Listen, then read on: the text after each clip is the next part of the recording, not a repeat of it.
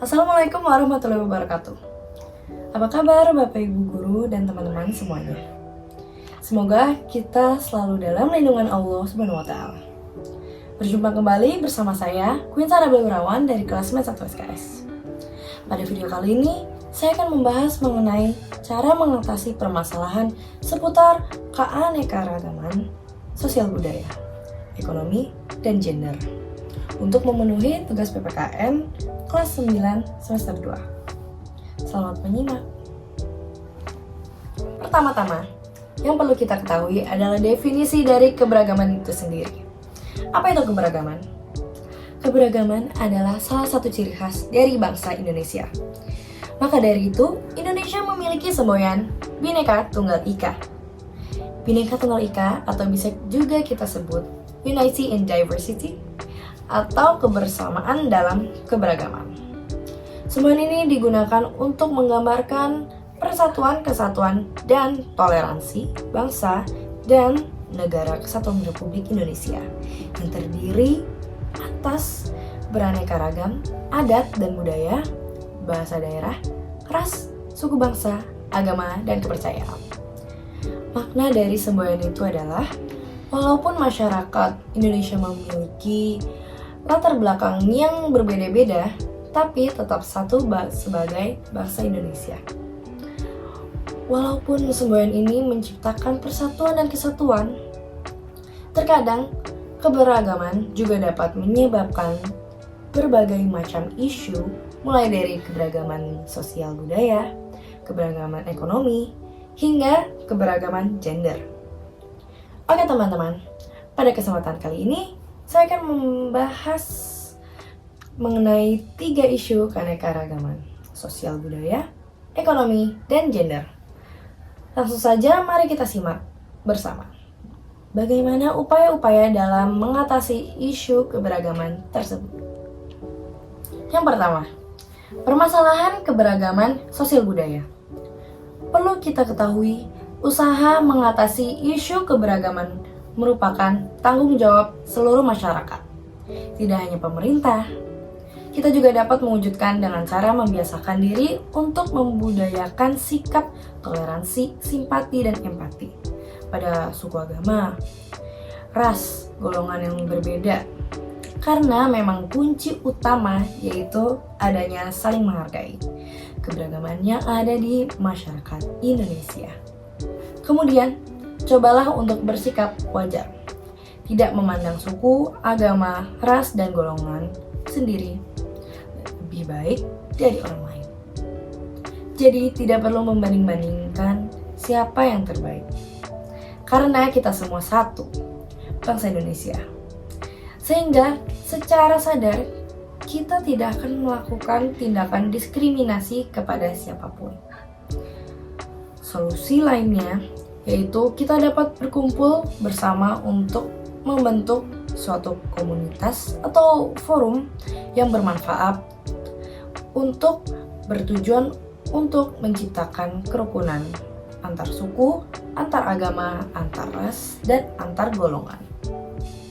Di dalam komunitas yang kita ciptakan, kita dapat melakukan berbagai aktivitas yang bermanfaat, seperti saling berdiskusi dan bekerja sama antar suku, antar agama, antar ras, dan antar golongan. Ada pepatah mengatakan, di mana bumi dipijak, di sana langit dijunjung. Pepatah yang berasal dari Sumatera Barat ini menggambarkan dengan tepat kewajiban kita untuk mentaati aturan atau hukum yang hidup dalam masyarakat. Kaidah hidup bermasyarakat yang disepakati dan diakui kebenarannya dipakai sebagai panduan, tatanan, dan pengendali tingkah laku warga masyarakat yang biasa kita kenal sebagai norma. Dari pepatah ini, kita dapat menyadari arti penting lainnya yang perlu kita tumbuhkan, yaitu membangun karakter diri yang didasari dengan nilai-nilai yang berlaku di Indonesia. Karena kita tinggal di negara yang menjunjung tinggi nilai adat dan kesopanan yang didasari oleh norma-norma yang sudah terbentuk. Tidak lupa, kita juga memiliki tanggung jawab untuk ikut aktif dalam melestarikan dan mengembangkan nilai tradisi untuk membangun dan memperkuat budaya bangsa.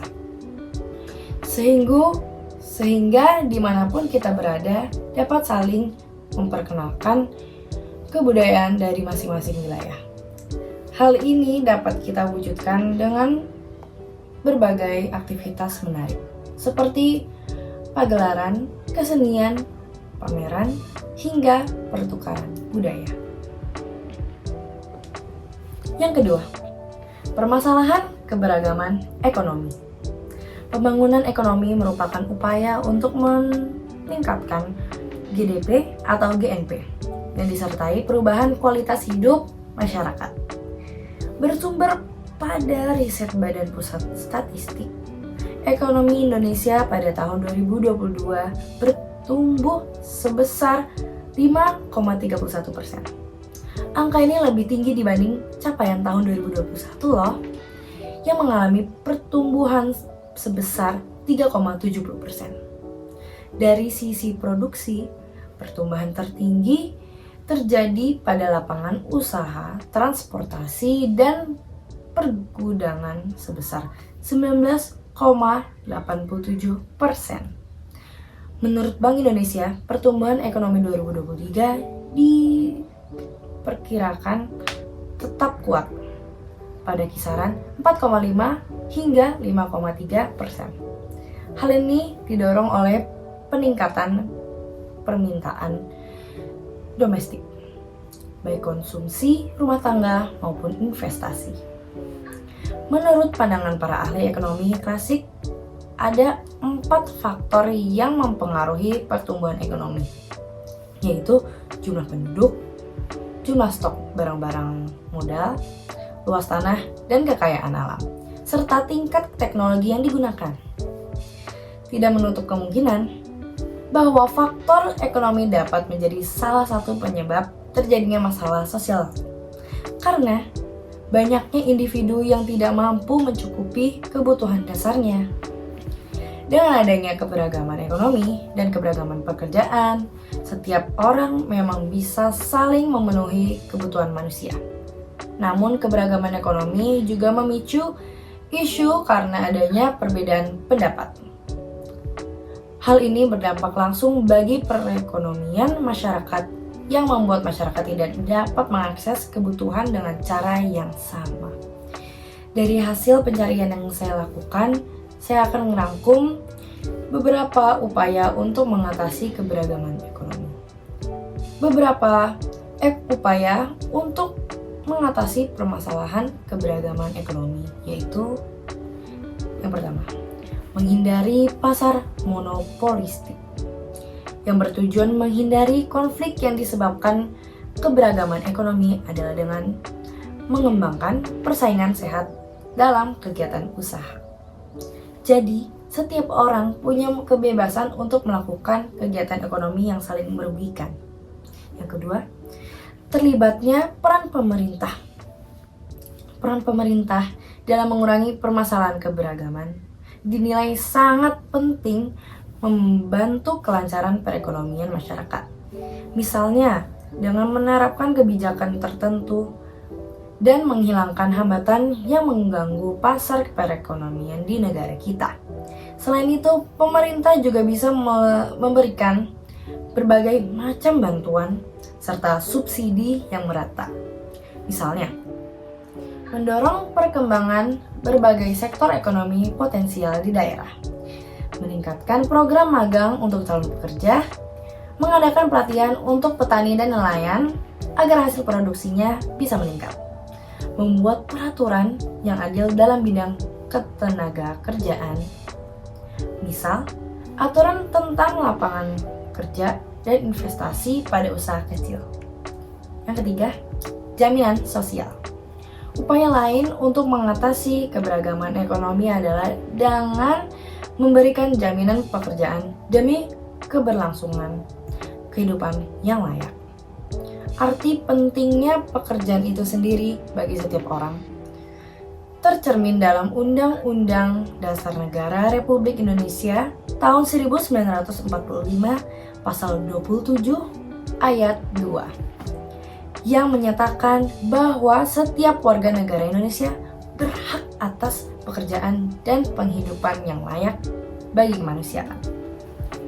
Sehingga kita mengharapkan pemerintah dengan aktif berperan secara langsung memberikan bantuan pada masyarakat rentan dan anak-anak terlantar, serta mendorong pertumbuhan perekonomian yang berpihak pada rakyat kurang mampu, sehingga mereka dapat melanjutkan kehidupan yang lebih layak dan mengembangkan potensi agar dapat meningkatkan pendapatan, status, hingga taraf hidup yang lebih baik dan dapat mendorong peningkatan perekonomian masyarakat Indonesia dan peningkatan GNP Indonesia.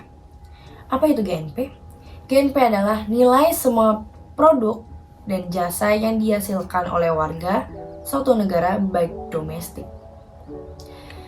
maupun internasional, dikurangi pendapatan yang diperoleh penduduk asing. Contohnya, jika sebuah negara memiliki fasilitas produksi di negara tetangga dan negara asalnya, GNP akan memperhitungkan kedua output produksi ini. Apakah GNP suatu negara harus meningkat? Jawabannya adalah iya. Kenapa? Karena GNP menyatakan tingkat kemakmuran suatu perekonomian dan laju pertumbuhannya menyatakan kemajuan ekonominya. Jika GNP meningkat, pendapatan per kapita juga akan meningkat dan hal ini menyatakan meningkatnya tingkat kesejahteraan penduduknya. Yang keempat, menumbuhkan kreativitas masyarakat. Masalah keberagaman ekonomi juga bisa dikurangi dengan membantu masyarakat untuk menumbuhkan kreativitasnya. Mengapa? Setiap masyarakat pasti punya kemampuan untuk menumbuhkan usaha, bisnis, kreativitas, dan membuat inovasi lainnya. Penting sekali untuk melakukan lompatan dari perekonomian yang sebelumnya mengandalkan sumber daya alam dan pertanian, industri, teknologi informasi menjadi perekonomian yang digerakkan oleh industri kreatif. Kreativitas akan mendorong inovasi yang menciptakan nilai tambah lebih tinggi dan pada saat yang bersamaan ramah lingkungan serta menguatkan citra dan identitas budaya bangsa. Hal ini disampaikan secara langsung dalam pokok sambutan oleh Presiden Joko Widodo ketika membuka acara Temu Kreatif Nasional beberapa tahun yang lalu. Menurut Presiden, kontribusi ekonomi kreatif pada perekonomian nasional semakin nyata. Nilai tambah yang dihasilkan ekonomi kreatif juga mengalami peningkatan setiap tahun. Keyakinan akan masa depan sektor ekonomi kreatif inilah yang mendorong Presiden membentuk Badan Ekonomi Kreatif atau disingkat Bekraf yang diharapkan berfungsi menjadi akselerator pertumbuhan ekonomi kreatif Indonesia. Upaya untuk menggerakkan sektor ekonomi kreatif memerlukan kebersamaan, memerlukan sinergi dari semua pihak pelaku ekonomi kreatif. Salah satunya melalui Temu Kreatif Nasional yang melibatkan para pelaku industri dan ekonomi kreatif untuk curah pikiran, curah gagasan, berbagi pengalaman, untuk kerja, untuk kreativitas, untuk kemajuan sektor ini. Industri kreatif juga butuh sinergi dan kerjasama antara para investor atau inventor dengan para investor. Sinergi ini akan mendorong karya-karya kreatif mendapatkan nilai tambah yang lebih besar. Oleh karena itu dibutuhkan akses pendidikan dan pelatihan yang merata agar mereka bisa berkembang dan meningkatkan kemampuan serta keterampilan bangsa. Memberdayakan pengusaha kecil dan menengah. peran UMKM sangat besar untuk pertumbuhan perekonomian Indonesia, dengan jumlahnya mencapai 99% dari keseluruhan unit usaha. Kontribusi UMKM terhadap PDB juga mencapai 60,5% dan terhadap penyerapan tenaga kerja adalah 96,9% dari total penyerapan tenaga kerja nasional. Dengan pemberdayakan pengusaha kecil dan menengah juga menjadi upaya mengurangi permasalahan keberagaman ekonomi. Tujuannya untuk meningkatkan kegiatan ekonomi dan meningkatkan daya saing. Jadi bisa membuka pasar yang lebih luas serta meningkatkan perekonomian masyarakat. Yang keenam, bantuan fasilitas negara. Negara bisa memberikan bantuan berupa berbagai macam fasilitas, mulai dari pendidikan, kesehatan, pelatihan, dan lain-lain. Negara juga memberikan fasilitas bantuan usaha sehingga masyarakat bisa mandiri dan membantu masyarakat lainnya. Menurut data yang bersumber dari situs Kementerian Koordinator Bidang Perekonomian Republik Indonesia, kebijakan strategis yang diterapkan pemerintah di antaranya yaitu Program Pemulihan Ekonomi Nasional atau PEN, implementasi UU Cipta Kerja dan aturannya, turunannya, maupun program Bangga Buatan Indonesia atau disingkat BBI. Program PEN sendiri mencakup program dukungan UMKM, di antaranya di bidang pembiayaan KUR pada masa pandemi, bantuan produktif usaha mikro atau BPUM, subsidi bunga atau margin non-KUR,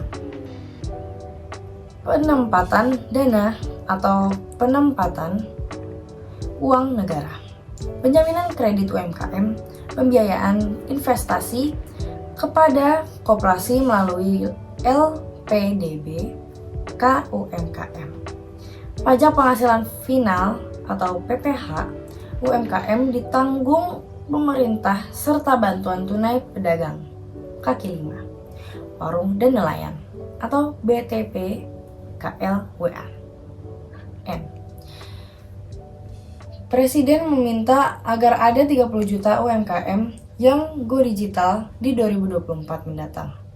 Jumlah kontribusi ekspor UMKM naik dari 14,37% pada 2020 menjadi 15,69% pada 2021. Salah satu upaya untuk meningkatkan daya saing UKM yakni dengan memanfaatkan peluang integrasinya ke dalam pasar global melalui Global Value Chain atau disingkat sebagai GVC maupun Global E-commerce atau GEC. Integrasi UKM ke dalam GVC dapat dilakukan dalam bentuk ekspor tidak langsung melalui agregator domestik maupun perusahaan afiliasi asing.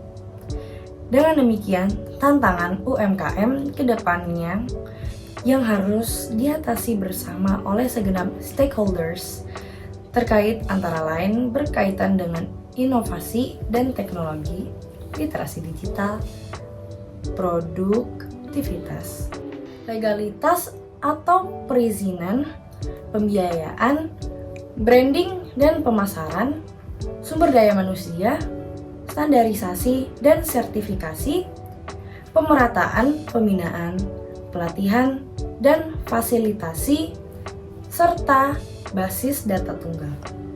Yang ketujuh, membangun infrastruktur. Transportasi menjadi simpul konektivitas yang mampu mengikat dan merajut keberagaman identitas, suku, budaya, ras, dan bahasa. Pemerintah melalui Kementerian Perhubungan terus berupaya mewujudkan infrastruktur transportasi di seluruh wilayah, bahkan di daerah terdepan, pelosok, dan terpencil demi untuk memperkokoh keberagaman. Untuk itu, pembangunan infrastruktur transportasi di seluruh wilayah dapat diberlakukan. Menteri Perhubungan Budi Karya Sumadi menyampaikan bahwa transportasi merupakan penghubung yang menjadi pendorong pertumbuhan ekonomi dan menunjang perekonomian yang telah berkembang. Transportasi menjadi tulang punggung dalam mendukung pembangunan nasional di segala bidang, mulai dari sektor ekonomi hingga perekat wilayah Nusantara dan merajut keberagaman identitas, agama, suku, budaya, ras, dan bahasa. Pembangunan infrastruktur yang memadai bisa mendukung peningkatan ekonomi masyarakatnya. Jadi, permasalahan keberagaman juga dapat diatasi. Karena makin meratanya pendapatan masyarakat. Oleh karena itu, infrastruktur dalam bidang transportasi seperti pelabuhan, bandara, jalan, dan lainnya penting bagi pembangunan nasional. Oke, sampai pada isu terakhir, yaitu permasalahan keberagaman gender. Di berbagai bidang pembangunan dapat kita lihat bahwa kesenjangan gender muncul menjadi isu yang perlu kita perhatikan. Hal ini dapat ditilik dari masih rendahnya peluang perempuan untuk bekerja atau menjadi pengusaha. Keterbatasan akses kaum perempuan untuk mengakses sumber daya ekonomi, teknologi, kredit, hingga modal kerja sebagai peluang usaha. Meski penghasilan perempuan sudah bisa memberi bantuan signifikan untuk pendapatan keluarga, perempuan masih banyak dianggap sebagai pencari nafkah tambahan saja. Berkaitan dengan peran dan kedudukan perempuan dalam berbagai bidang kehidupan dan pembangunan sosial dan nasional, ada beberapa upaya yang dapat dilakukan untuk mengatasi permasalahan keberagaman gender di Indonesia. Yang pertama, peningkatan kualitas hidup kaum perempuan yang melibatkan perempuan dalam proses pengambilan keputusan di bidang pendidikan, kesehatan, hukum, ketenagakerjaan, sosial, politik, ekonomi, dan lingkungan hidup. Meningkatkan pendidikan dan kesehatan untuk mengangkat kualitas hidup sumber daya perempuan. Yang kedua, peningkatan upaya perlindungan perempuan dari berbagai tindak kekerasan, eksploitasi, dan diskriminasi, termasuk preventif dan penanggulangannya. Yang ketiga, pengembangan dan penyempurnaan perangkat hukum dan kebijakan, peningkatan kualitas hidup dan perlindungan perempuan di berbagai bidang pembangunan. Tidak hanya mengembangkan aturan hukum, tetapi juga dituntut untuk melaksanakan peraturan yang melarang tindak kekerasan, eksploitasi, dan diskriminasi pada gender tertentu. Sekian video dari saya kali ini. Terima kasih kepada Bapak Ridwan selaku guru PPKN kami yang telah memberikan tugas video kali ini. Semoga informasi di video saya kali ini dapat bermanfaat. Mohon maaf jika ada kesalahan dalam penyampaian kata-kata dari saya. Wassalamualaikum warahmatullahi wabarakatuh.